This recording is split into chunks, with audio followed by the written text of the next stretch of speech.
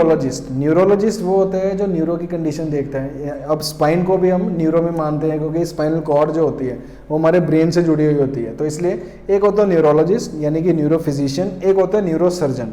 Neuro surgeon जो होता है वो सर्जरी प्रेस्क्राइब करता है और न्यूरोलॉजिस्ट जो होता है ये मेडिसिन देते हैं। जैसे हमारे कई बार आपको सियाटिका होता है तो आपको प्रीगाबालिन प्रेस्क्राइब किया जाता है, वो तो ऑर्थोपेडिशियन भी कर देते हैं, पर ये फील्ड होता है न्यूरोलॉजिस्ट का। अब इसमें सिम्टम्स सुनिए, या तो आपको लेग पेन आए लो बैक पेन के साथ, यानी कि आपको सियाटिका शुरू हो गया डिफरेंट एरिया पे।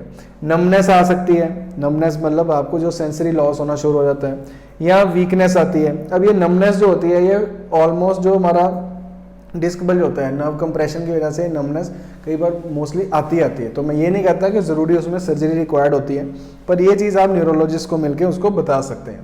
कोई भी आपको न्यूरोलॉजिकल सिम्टम्स जब आने शुरू हो जाते हैं, चाहे वो वीकनेस हो, न्यूरोलॉजिकल सिम्टम्स मतलब जब हमारी नर्व प्रेस हो रही है, नर्व कंप्रेशन हो रही है, तो जो सिम्टम आएंगे बर्निंग, टिंगलिंग, नमनेस, वीकनेस, इस तरह की जो सेंसेशन है, जैसे बर्निंग होगी, पेरेस्थीसिया हो गया।